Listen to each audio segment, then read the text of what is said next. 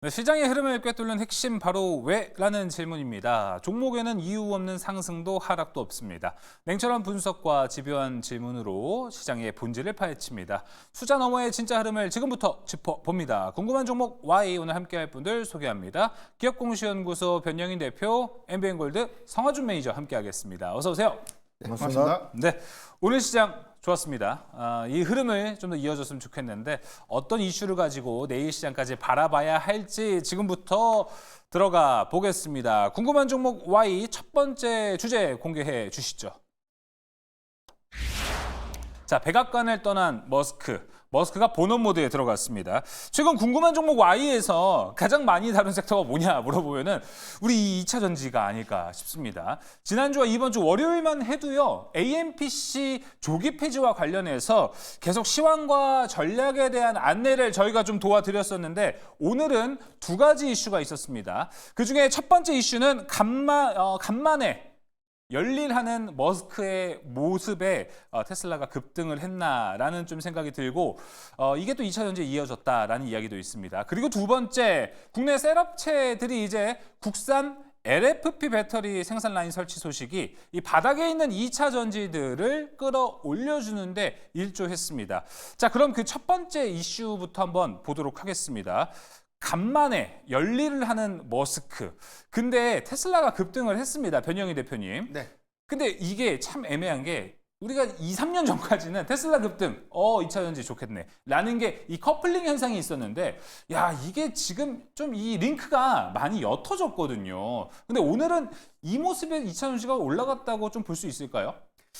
예. 일단 뭐 최근에 2차 전지 섹터가 IRA 관련된 정책 불확실성들이 크게 좀 작용을 하면서 수급적으로 보면 저가를 좀 기록했고 투매를 좀 부르는 양상을 좀 이어졌기 때문에 이런 수급적인 어떤 전환 시점들은 오히려 IRA 관련된 조기 폐지 관련된 리스크 요인들이 좀 완화됐던 점이 일부 좀 수급 반등의 계기가 좀 됐었고 여기 대해서 테슬라가 4월 달 유럽의 전기차 판매량이 전년 동기 대비 한 49% 정도가 감소했음에도 불구하고 이런 기대 요인들이 일론 머스크가 경영 일선에서 적극적인 어떤 경영 정책에 좀 집중하는 그런 흐름들이 테슬라의 뭐 최근에 어떤 이 전기차 판매의 어떤 부진이라든지 로보택시에 관련된 어떤 모멘텀 내지는 현재 추진하고 있는 테슬라의 사업 다각화 관점의 기대 요인들이 될 수 있기 때문에 오늘 전체적인 어떤 2차 전지 섹터에도 충분한 좀 기대 요인들로 좀 작용하지 않았나라고 볼 수가 있겠습니다. 여기도 해서 이 최근의 흐름들 좀 봤을 때는 앵커님께서는 좀 말씀하셨던 것처럼 한 2, 3년 전까지만 하더라도 테슬라의 어떤 이 실적 이슈라든가 전체적인 어떤 모멘텀에 2차 전지 섹터가 상당히 수급적인 어떤 동조 현상들이 같이 좀 이루어지곤 했는데 이런 부분들은 뭐 로봇이라든가 로보택시라든가 XAI 그쵸. 내지는 스페이스X 같은 다른 사업에 관련된 개별 이슈들이 선별적으로는 조금 이 과거의 어떤 수급 동조 현상과는 좀 제한적인 모습을 좀 보였지만 오히려 이 테슬라의 경우에도 전기차 판매량이 좀 둔화되는 시점에서 오히려 2분기 후반부터 모델 Y 신차의 어떤 글로벌 공략들이 본격화되는 그런 기대 요인들이 좀 남아있기 때문에 이런 관점에서 보면 전체적으로 2차 전지 섹터가 수급적으로 조정받았고 안 좋은 소식들이 상당히 주가에 좀 반영된 이런 이후에 테슬라를 향한 또는 테슬라 이후에 어떤 주가의 어떤 추세 전환점들은 당분간 좀 동조돼서 이어질 수 있는 가능성은 좀 높지 않을까 좀 판단하고 있습니다. 알겠습니다. 지금 이제 최근에는 뭔가 테슬라가 올랐다, 우리가 기대해야 되는 섹터는 국내에서는 이제 우주항공이나 자율주행으로 조금 선회가 된 흐름입니다. 이런 흐름 안에서 성화준 매니저님 최근에 머스크와 트럼프의 관계가 좀 미묘해진 게 있습니다. 네네. 머스크가 오늘만 해도 트럼프에 대한 좀 강력한 비판을 해냈는데 이게 지금 국내에는 또 테슬라 주주분들도 많으세요. 이게 테슬라 영향에 얼마나 좀 끼칠지 국내 2차 전지에도 연장이 될까도 좀 궁금해집니다. 네.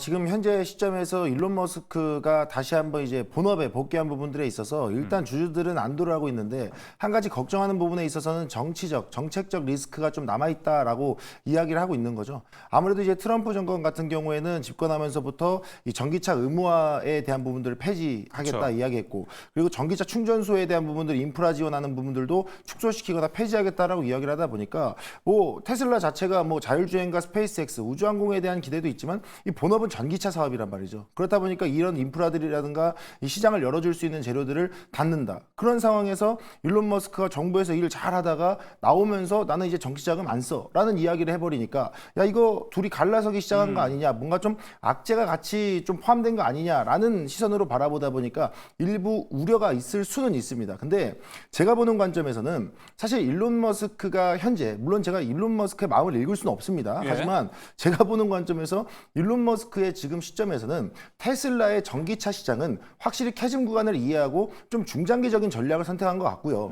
특히 현재 입장에서는 이 정부에서 트럼프가 이 당선되는 데까지의 이 일론 머스크의 역할이 제가 봤을 때는 아무래도 자율주행 시장과 우주항공 산업에 대한 규제 완화, 그쵸. 이 카드를 노린 게 아닌가라는 생각이 일부 있습니다. 그리고 특히나 정치 자금을 축소시킨다, 나 이제 정치 자금 안 써라고 이야기한 부분은 트럼프와의 반발이라기보다는 제가 보는 관점에선 이 테슬라에 대한 사업 복귀, 뭐 예를 들어서 뭐 추가적인 연구개발 비용을 정치 자금을 썼던 걸 이제 본격적으로 또 테슬라에 또 한번 쏟아볼게라는 그런 의지를 표명한 걸로 해석이 되기 때문에 지금 보는 입장에서는 충분히 최근에 자율주행 자동차 시장에도 이 방문을 해서 표준안을 좀 같이 정립해 나가는 부분들, 정부와 테슬라가 그런 부분들도 있다 보니까 아무래도 전기차에 대한 부분은 조금 내주더라도 더 큰, 아무래도 자율주행과 우주항공 산업은 규제의 영향이 너무 크잖아요. 그래서 예. 그 부분을 좀 고부가 가치에 대한 사업을 좀 더 단기적으로 끌어올 수 있는 이벤트를 좀 만들어 본 게 아닌가, 좀 이렇게 생각하고 있습니다. 네, 두 분의 이야기를 좀 들어보니까 확실히 이제 테슬라는 우주항공 그리고 자율주행으로 좀 푸시를 많이 하는 것 같고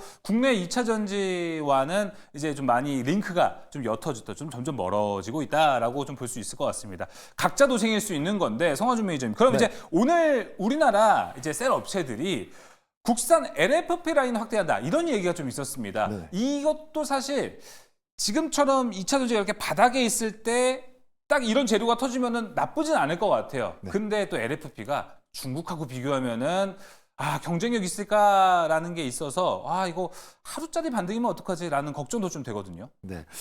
사실 오늘 이 LFP 라인 확대하는 부분에 있어서의 2차 전지 시장 상승에 도움이 저는 충분히 되었다라고 생각은 드는데, 저도 앞서 말씀해 주신 것처럼 이게 좀 추세적으로 좀 계속 중장기적으로 이어갈 수 있는 재료인지에 대해서는 일단 의문을 좀 해야 될 것 같다. 물음표를 좀 띄워봐야 될 것 같다. 좀 이렇게도 말씀드려야 될 것 같은데, 어쨌든 당장 오늘 시장의 재료만 본다라 그러면 이 LFP 배터리에 대한 부분들의 라인을 확대한다. 게다가 또 미국 생산을 본격화한다라는 점에서는 일단 단기적으로는 호재가 될 수 있으면 분명하다라고 말씀을 드려야 될 것 같아요. 특히나 이제 어느 정도 이제 가격 정책에 있어서 중국한테 밀렸던 부분들이 있다 보니까 이 탈중국 정책을 좀 만들어내고 있는 거죠. 그리고 특히나 아직까지도 관세에 대한 우려 부분들이 좀 남아 있다 보니 미국 현지에 대한 부분들을 좀 확대해 나가는 부분들이 나오면서 이 LFP 배터리에 대한 라인을 확대하는 부분은 일단 뭐 오늘 언급됐던 LG엔솔, 뭐 삼성 SDI 뭐 이런 주요 기업들한테는 단기적으로 좀 호재로 작용될 가능성이 매우 높다. 이렇게 말씀드려야 될 것 같아요. 자, 그러면서 이제 또 한번 확인을 해봐야 되는 건 최근에 이 중국에서 이 전기차에 대한 특히나 비아디 같은 기업들이 이 저가 정책, 할인 정책을 많이 펼치고 있는 부분들이 있는데, 이 할인 정책에 대한 부분들로 인해서 이 미국의 전기차 시장의 점유율이 조금씩 감소하고 있는 부분들이 있었죠. 특히나 테슬라 같은 경우도 유럽 점유율을 빼앗겼잖아요. 그렇다 보니까 지금 테슬라 같은 경우에도 이 저가 브랜드, 그러니까 저가 모델을 좀 확산을 시켜서 이 시장 점유율을 늘리려고 하는 상황인데, 여기에서 LFP로 배터리를 대체한다라 그러면 확실히 원가 절감에 대한 부분에 영향도 있기 때문에 이런 부분에 있어서는 좀 중장기적으로 본다 그러면 어느 정도 점유율 회복도 있을 수 있다. 그래서 단기적으로는 호재, 중장기적으로는 좀 시장의 점유율 흐름을 좀 봐야 될 것 같다. 좀 이렇게 설명드려야 될 것 같습니다. 맞습니다. 그리고 저희가 이 시간에 또 말씀드렸던 것처럼 비아디가 지금 가격 인하에 들어간 상태이기 때문에 지금 세계 1위 업체가 가격 인하에 들어갔다. 우리나라 배터리 업계에도 어느 정도 좀 비상일 수 있다라는 부분 체크해 보면은 성화준 매니저가 단기적으로는 괜찮을지 모르겠으나 중장기적 넘어갔을 때는 아직은 좀 지켜봐야 될 게 필요하다라고 이야기하는 게 좀 일맥상통하는 것 같습니다. 자, 그럼 2차 전지도 탑픽 종목을 좀 들어보겠습니다. 들어보기 전에 사실 탑픽을 저희가 이제 궁금한 종목 Y에서 요즘 하나하나씩 받고 있습니다. 그런데 바로 지금 목표가를 달성하고 쭉 올라간 종목이 하나 있어요. 바로 변영희 대표가 이 시간에 얼마 전에 소개해줬던 삼성중공업이 최고가 기준으로 이제 12.62% 목표가 16,500원도 달성했습니다. 그러다 보니까 오늘 변영희 대표님이 또 소개해줄 종목 더 궁금해지는데요. 네, 오늘 가져온 2차전지 탑픽은 뭐 지난주 시간이 이어서 저는 여전히 LG 에너지 솔루션을 좀 강조드리고 싶은데 일단 탑픽이라는 관점보다는 전체적인 2차전지 섹터의 노이즈가 아직까지는 계속해서 좀 재차 좀 이어지는 부분들 이런 부분들을 좀 논의를 하더라도 상당히 고점 대비에 대한 낙폭이 좀 컸었고 최근에 저가 구간들은 공모가를 좀 하회했던 구간에서 기술적인 어떤 반등 내지는 수급의 어떤 동조 현상으로 인해서 반등을 이끌어냈다는 점. 여기에 더해서 테슬라의 기존의 어떤 주력 모델인 모델 Y 그리고 모델 3의 2170 배터리를 좀 공급했지만 지금 중국향 매출의 부분에는 뭐 중국의 배터리 업체와의 이원화 정책 때문에 이익 훼손들이 좀 재차 좀 증가됐던 그런 요인들이 하반기를 기점으로 해서 뭐 46 시리즈의 어떤 이 배터리 공급 가능성 이런 것들이 좀 커졌기 때문에 저는 이런 관점에서 보면 LG 에너지 솔루션이 2차전지 섹터 안에서는 단기간 그리고 중기간에 대한 상승폭을 좀 더 크게 가져갈 수 있는 종목이 좀 아닌가라고 좀 말씀드리겠습니다. 저는 목표가 관점에서 좀 말씀을 좀 드리면 지금 전체적인 목표가를 좀 이전에서 좀 제시드렸던 33만 원대로 좀 제시해드리고요. 예. 손절가는 이전 저점이었던 26만 5천 원을 좀 제시해드리겠습니다. 알겠습니다. 얼마 전 삼성중공업 목표가를 터치했습니다. 저희 이 시간에 소개를 해줬는데 바로 목표가에 터치했고 최고가 기준 12% 수익을 기록했던 변영희 대표가 탑픽 종목으로는 LG 에너지 솔루션을 이야기해줬습니다. 자, 이어서 성화준 매니저의 탑픽 종목은요? 네, 저는 삼성 SDI 좀 말씀드리도록 하겠습니다. 뭐 아무래도 2차전지 대형 종목들 같은 경우에도 워낙에 신저가를 짓고 있는 종목들이 워낙 많습니다. 근데 그런 종목들 중에서도 제가 보는 관점에 배터리에 대한 포트폴리오 다각화가 가능한 종목이 어딘가라는 걸 들여다봤을 때 일단 삼성 SDI가 저는 가장 좀 많이 관심이 간다, 부각이 된다라고 말씀드릴 수 있겠고요. 특히나 이제 전기차용 하이니켈이라든가 LFP 배터리에 대한 포트폴리오 다각화, 이거는 결국 이 프리미엄 시장과 중저가 시장을 둘 다 잡겠다라는 내용이거든요. 그렇다 보니까 지금 어느 정도 전기차에 대한 캐중 구간을 건너가는 와중에 중저가에 대한 시장 전략 충분히 찾아갈 수 있다. 그럼 이게 또 실적으로 반영될 수 있을 거에 대한 가능성도 저는 긍정적으로 바라보고 있고요. 네. 그 외에도 ESS 시장에 대한 공략하는 부분들도 꼭 보셔야 된다라는 점. 전기차, 특히 배터리는 전기차뿐만 아니고 에너지 저장 장치 시장까지도 포트폴리오 다각화되어 있는 점 강조드리도록 하겠습니다. 삼성 SDI는 가격 전략으로는 목표가는 21만 원 선까지로 1차 목표가 제시드리고요. 손절가는 15만 원 선 대응해 보시면 좋을 것 같습니다. 네, 알겠습니다. 자, 우리나라 셀업체 대표업체 2개가 모두 탑픽 종목으로 나왔습니다. LG 에너지 솔루션, 삼성 SDI 들어봤습니다. 첫 번째 주제는 여기서 마무리하고요. 두 번째 주제로 넘어갑니다. 두 번째 주제 공개해 주시죠. 자, 엔비디아 실적 발표 D-Day 1입니다. 오늘 좀 생각보다 이렇게 빨리 움직일 줄은 몰랐는데 엔비디아 쪽에서 호재가 좀 있었기 때문에 이렇게 올라간 것 같습니다. 일단 엔비디아가 정식으로 중국의 AI 칩을 팔 수 있다는 이 엔비디아의 생태계가 유지할 수 있다라는 이 긍정적인 소식으로 엔비디아가 간밤에 강한 상승세를 좀 보여줬습니다. 이렇게 긍정적인 뷰가 나타났는데 국내 시장에서는 오늘 뭐 SK하이닉스, 삼성전자 각기 다른 HBM 이슈가 하나씩 좀 나왔습니다. 그러다 보니까 좀 더 우리가 장기적으로 앞으로 전략을 통해서 이야기를 해봐야 될 것 같은데 하나하나씩 한번 또 알아보도록 하겠습니다. 먼저 변영희 대표님, 이제 엔비디아 실적 발표 D-Day 1이라고 나와 있지만 시간 하루 날짜로만 그렇지 지금 이제 몇 시간 안 남았습니다. 네. 관전 포인트 좀 어떻게 될까요? 네, 일단 뭐 1분기 실적에 대한 예측치가 굉장히 좀 중요할 것 같은데요. 일단 월가에서 전망하고 있는 매출액이 432억 8천만 달러를 좀 제시를 했고요. EPS를 0.88달러를 좀 제시를 했습니다. 그러니까 지난 4분기 실적에서 좀 발표됐던 1분기 가이던스가 430억 달러이기 때문에 이번 컨센대로만 좀 나와준다면 엔비디아가 제시했던 가이던스를 좀 상회하는 대체적으로 좀 견조한 실적이고 증가 분으로 따지면 한 9% 정도가 이상 정도 더 증가되는 요인인데 이런 기조를 감안했을 때 AI 성장 기조가 지난 4분기에 이어서 뭐 1분기까지 재차 좀 이어질 수 있는 점은 다소 좀 긍정적인 기대 요인들이 좀 되지 않을까. 다만 좀 우려할 수 있는 요인들이 이미 우리가 좀 잘 알고 있는 것처럼 중국향 H20에 관련된 반도체 수출 규제가 최근에 증권거래위원회 공시를 통해서 확인됐던 55억 달러 규모의 손실 처리를 이번 1분기에 좀 반영했다라는 제스랑 CEO의 기조 발언들이 좀 있었고 이런 부분들이 현실화가 좀 된다면 이 부분이 EPS에 대한 추정치가 좀 더 하회될 수 있는 요인이기 때문에 과연 EPS 추정치가 손실분을 반영했음에도 불구하고 0.88달러를 좀 유지할 것인지 이 여부가 좀 중요할 것 같습니다. 다만 시장의 종합적인 영향들을 좀 고려했을 때 사실상 이 중국에 관련된 수출 규제 관련된 어떤 손실 충당금들이 이번에 반영된다는 것은 대체로 좀 주가에 좀 선반영됐기 때문에 중요한 건 손실에 관련된 어떤 숫자보다는 2분기 가이던스를 어떻게 좀 제시해주고 그렇죠. 여기에 대해서 중동양 어떤 수주 성과가 중장기 가이던스를 얼마만큼 더 상향시킬 수 있는지 이 부분이 아주 중요한 관전 포인트가 좀 되지 않을까라고 좀 판단해 보겠습니다. 자, 결국에는 이제 6시쯤, 새벽 6시, 우리나라 시간으로 아침 6시쯤 발표할 컨콜에서 어떤 말을 하냐가 되게 중요한 건데, 변영희 대표님 좀 이어가 보도록 하겠습니다. 사실 아까 이제 손익 충당에 대한 이야기를 좀 해주셨는데, 거기에 대해서 삼성전자가 지금 엮여 있어요. 네.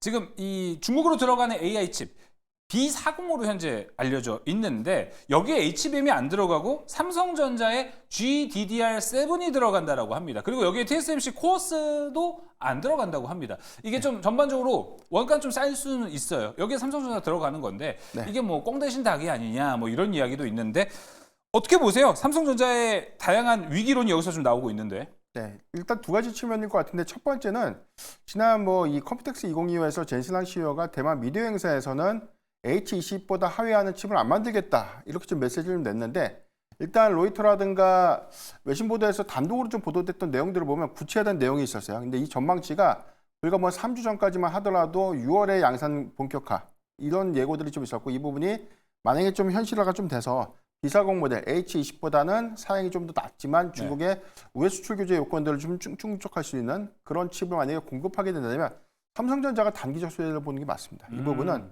현재 GDDR7을 유일하게 현재는 좀 공급을 하고 있고 SK하이닉스라든가 마이크론 같은 그런 기업들은 현재보다는 하반기 공급이 유력하기 때문에 시장 선정 관점에서 대한 첫 번째 최초 캐펙스를 좀 맞추는 과정이라면 삼성전자가 좀 수혜를 볼 수 있기 때문에 이런 관점에서는 잘 주시를 좀 해봐야 되지 않을까라고 좀 판단해 보겠습니다.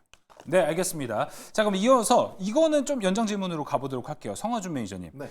삼성전자의 이 GDDR7을 맡게 됐습니다. 엔비디아에. 그럼 이거를 지금 우리가 봤을 때 꽁 대신 닭이라고 아까 제가 비유는 좀 했는데 어떻게 보십니까?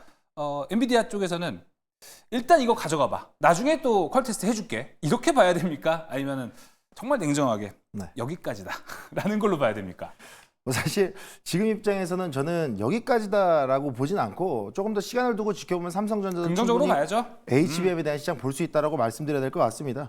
그러니까 현재 이 최근에 엔비디아에서 이야기했던 부분들, 뭐 그레이스 블랙의 300에 대한 출시, 3분기 출시 이에 대해서 SK하이닉스가 HBM3 12단, 뭐 하반기에는 16단, HBM4까지 워낙에 좀 패권을 좀 잘 잡아가고 있는 분위기가 나오고 있고 HBM 시장에서의 점유율이 워낙에 좀 급등하는 부분들이 나오고 있는데 제가 보는 여기에서 삼성전자에도 긍정적인 영향이 갈 것이다라고 말씀드릴 수 있는 이유는 현재 SK하이닉스가 HBM에 대한 수요를 완전히 충족시킬 수 없을 거다라는 전망이 나오고 있다는 점이에요.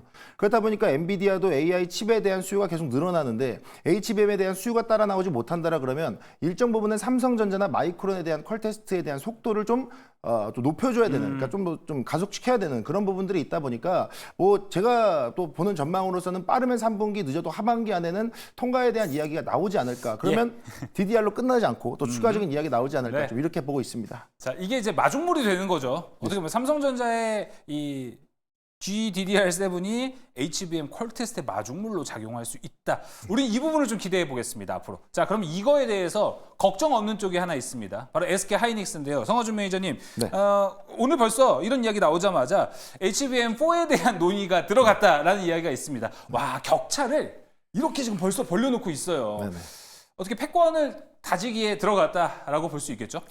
지금 입장에서는 당연히 그럴 수밖에 없을 것 같고 SK하이닉스가 이 점유율을 유지하고 이에 대한 수요의 기대감 요거는 계속 유지될 수밖에 없어요. 그러니까 제가 아까 앞서 말씀드렸듯이 이 수요를 따라가지 못하는 부분에 있어서 삼성전자 마이크론의 퀄 테스트의 속도를 좀 붙일 것이다 라고 말씀을 드렸지만 사실 이에 대한 대부분 내용들이 좀 인증을 받고 수요가 나와서 공급하고 이 부분이 실적까지 반영돼서 SK하이닉스의 점유율을 뺏기까지는 시간이 걸릴 수밖에 없죠. 그렇다 보니까 당분간 SK하이닉스의 이 HBM4, HBM3에 대한 시장 점유율은 계속 좀 잘 유지가 될 수밖에 없고 이런 부분들 때문에 아무래도 이제 수익 성장에 대한 기대감은 계속 나온다. 근데 현재도 가격대가 한 20만 원 선이다. 저는 SK하이닉스의 HBM 시장 들여다본다라 그러면 지금 가격대는 오히려 또 저평가 구간으로도 갈 수 있지 않겠는가 이런 생각도 한번 말씀드릴 수 있겠습니다. 자, 그럼 추가적으로 변영희 대표님, 지금 아까 20만 원 얘기를 해줬습니다. 마침 SK 하이닉스가 이제 20만 원 선을 이제 버틸 수 있는 라인까지 올라온 건지도 궁금하거든요. 어떻게 보십니까? 일단 수급 기조가 비교적 견조하기 때문에 지금 가격대에서 추가적인 어떤 업사이드는 차세대 이 블랙엘 출시에 관련된 초기 수요 그리고 생산 수요율이 얼마만큼 더 안정적으로 좀 가져갈 수 있는가 이 부분에 대한 판매량들이 더 늘어난다는 것은 SK하이닉스의 오히려 점유율 관점에서 더욱더 안정적인 수익 기조를 가져갈 수 있다는 부분을 좀 반증할 수 있는 부분이기 때문에 저는 뭐 조금 더 민다고 하더라도 한 19만 원대는 더 이상 좀 밀리지 않는 그림들이 좀 더 이어지지 않을까. 그렇다면은 최근에 반도체 섹터가 전반적인 수급 조정을 좀 거쳤음에도 불구하고 SK하이닉스가 상대적으로 주가 방을 좀 더 견조하게 좀 가져갔던 이유들은 이런 어떤 기대 요인들을 좀 반영시키고 있는 구간이다라고 좀 판단하고 있습니다. 알겠습니다. 자, 그러면 이제 반도체도 탑픽 종목 바로 받아보도록 하겠습니다. 변영희 대표님, 일단은 종목명 그리고 이유 짧게만 얘기해 주시면 좋을 것 같아요. 예, 저 이수페타시스 말씀을 드리겠는데 1분기 실적 배경 여기 더해서 유상증자 리스크에 관련된 해소 부분 여기 더해서는 뭐 AI 수요가 확장되고 있고 차세대 AI 칩의 확대 부분들은 오히려 이 MLB 기판의 수요가 더욱더 좀 증가될 수 있는 요인이기 때문에 실적의 기대 요인들이 점진적인 어떤 주가 반영을 좀 이루지 않을까라고 좀 판단해 보겠고 저는 목표가 46,500원 그리고 손절가 37,200원을 제시해 드리겠습니다. 네, 가격 전략 잘 보시면 좋을 것 같고요. 이어서 성화준 매니저의 탑픽 종목은요? 네, 저는 테크윙 좀 말씀드려야 될 것 같습니다. HBM 수요가 증대함에 따라서 당연히 장비에 대한 수요도 같이 증대될 수밖에 없죠. 이 테크윙이 가지고 있는 이 HBM 테스트 장비에 대한 부분들이 사실상 거의 독점적인 부분들이 있기 때문에 HBM에 대한 수요 증가는 곧 이 장비에 대한 수요 증가까지 이어질 수 있고 현재 시장의 이 실적 전망도 계속해서 성장 기대감이 나오는 부분들이 저는 아직 주가에 반영되지 않았다라고 판단을 하고 있습니다. 그래서 HBM에 대한 시장의 분위기가 나올 때마다 이 장비 종목들을 여러분들이 좀 면밀히 지켜보셨으면 좋겠는데 그중에서 이 테스트 장비 테크윙 보셨으면 좋겠고요. 네. 목표가는 44,000원, 손절가는 29,000원 대응해 보시면 좋을 것 같습니다. 알겠습니다. 자, 이제 세 번째 궁금한 종목 Y로 넘어가 보도록 하겠습니다. 세 번째 주제 열어주시죠. 확실히 반도체 2차전지 얘기하면은 시간이 부족한 것 같습니다. 그래도 이거 좀 해야 될 것 같아요. 정책 기대감에 지주사가 오늘 급등했습니다. 코롱이 장중에 상한가를 터치하기도 했고요. HD현대 12%대, SK 11%대, 한화 9.22% 오르기도 했습니다. 자, 코롱 같은 경우에는 저희 용호상박에서 박병주 매니저의 종목이기도 했습니다. 용호상박 넘어가서 자세한 이야기 거기서 또 나눠볼 건데요. 자, 일단은 주된 이유는 조기 대선을 앞두고 지주사들이 상법 개정과 관련해서 이제 지배구조 개편이 될 수 있다. 여기에 대한 기대감으로 지주사들이 오늘 엄청나게 올라간 모습을 보여줬습니다. 자, 그렇다면은 여기에 대해서는 이제 변영희 대표님, 네. 얼마 전에 삼성바이오로직스가 이제 인적 분할을 하는 등 뭔가 격조 있는 모습을 좀 보여준 것 같습니다. 어떤 회사는 계속 뭐 중복 상장하고 막 그랬는데 삼성바이오로직스, 삼성 쪽 그래도 뭐 격조가 있구나 이런 이야기가 좀 있었습니다. 네. 이런 움직임과 동시에 앞으로 좀 기대가 되는 흐름이 좀 있으십니까? 네, 대체적으로 보면 지주사들에 대한 가치가 여전히 좀 저평가된 가장 근본적인 이유가 사업 가치, 종속회사의 사업 가치가 지주사 가치로 반영되지 못했던 부분입니다. 이 부분은 보수적인 주주환원 정책으로 인해서 이익 배당에 굉장히 좀 소홀했던 점들이 지주사 자체의 어떤 이익을 극대화시키지 못했던 그러니까 자회사는 돈을 많이 버는데 지주회사는 가치 평가 관점에서 뭐 장부상 가치를 좀 반영시켰지만 실질적인 어떤 이 현금 잉여 가치를 좀 더 창출하지 못했던 부분들이 작년에 뭐 밸류업 정책을 좀 기점으로 해서 주주환원 정책들이 좀 보편화됐던 부분들 여기 대해서는 차기 정부의 상법에 관련된 개정 논의 내지는 밸류업 정책에 관련된 확장 기조들이 오히려 지주사들의 사업 재편을 빠르게 좀 다각화시킬 수 있는 그런 기대 요인을 좀 작용했고 이런 부분에서 보면 대체적인 어떤 사업 구조가 복잡한 그런 지주사일수록 지분의 어떤 구조가 복잡한 회사일수록 오히려 그런 기대감들은 좀 재차 높아지지 않을까. 네. 이런 관점에서 보면 뭐 삼성물산이라든가 롯데, CJ 정도를 저는 주목해서 좀 보겠습니다. 알겠습니다. 자, 그렇다면 성화준 매니저님, 네. 짧은 대답을 좀 부탁드리겠습니다. 죄송해요. 네. 이제 대선 테마 그리고 대선 공약으로 이렇게 올라오다 보니까 아 이거 좀 짧은 흐름 아니야?라고도 생각하시는 분도 있을 것 같아요. 어떻게 좀 보시나요? 뭐 단기적으로 제가 보는 관점에서는 조기 대선 이후에 누가 당선이 되든 간에 일단은 이런 부분들에 있어서 현실화 가능성 충분히 있다라고 말씀드려야 될 것 같고, 물론 중장기적인 흐름은 주가의 흐름들을 같이 봐야 되겠습니다만 이 당선되고 나서의 경기 부양책에 대한 부분들, 이런 부분들이 저는 단기적으로 빠르게 좀 부각될 수 있을 거라고 보고 있습니다. 그래서 벌써부터도 뭐 앞서 말씀해 주신 일부 종목들이, 지수사 종목들이 벌써 주가 상승 나오면서 반응 나오는 모습들을 보니까 현재로서는 충분히 현실화 가능성이 있고, 단기적으로 주가가 조금 더 우상향 랠리를 좀 이어가는 데 있어서 좀 좋은 재료가 될 수 있지 않을까라고 판단하고 있습니다. 네, 알겠습니다. 자, 그럼 지주사에서도 우리가 탑픽 종목이 있다면 하나씩 받아보면 좋을 것 같습니다. 종목 명만 또 받겠습니다. 네, 저는 CJ를 좀 추천드리겠고요. 예. 목표가 144,500원, 손절가 118,000원을 제시해드리겠습니다. 이어서 성화주 매니저님. 네, 이게 좀 우연히 일치인지 모르겠는데 저도 CJ를 좀 보고 있었습니다. 그렇군요. 네, 목표가는 조금 더 높게 잡았습니다. 16만 원 잡았고요. 손절가는 11만 원 대응해 보시면 좋을 것 같습니다. 목표가만 좀 다르다. 이번 체크해 보시면 좋을 것 같습니다. 아, 이렇게 항상 이야기해도 모자란데요, 시간이. 성화주 매니저님, 더 많은 이야기 어디서 나올 수 있죠? 네, 지금 오늘도 준비한 이야기를 다 못한 것 같습니다. 그래서 항상 이어서 바로 1시간 정도 말씀을 드리는데요. 유튜브 검색창에 MBN골드 성화준 검색하고 들어오시면요. 엔비디아 실적 발표 몇 시간 안 남았습니다. 벌써 관련주들은 불이 붙었거든요. 이 종목도 여러분들 내일 놓치기 싫다 하시는 분들은요. 저와 함께 1시간 정도 불 붙는 종목들 구경하시기 바라겠습니다. 네, 성화준 매니저의 이제 불 붙는 종목들 궁금하시다면 가셔서 좋은 종목 얻어가시면 좋을 것 같습니다. 오늘 궁금한 종목과 이어서 마무리합니다. 변영인 대표, 성화준 매니저 함께했습니다. 오늘도 고생 많으셨습니다.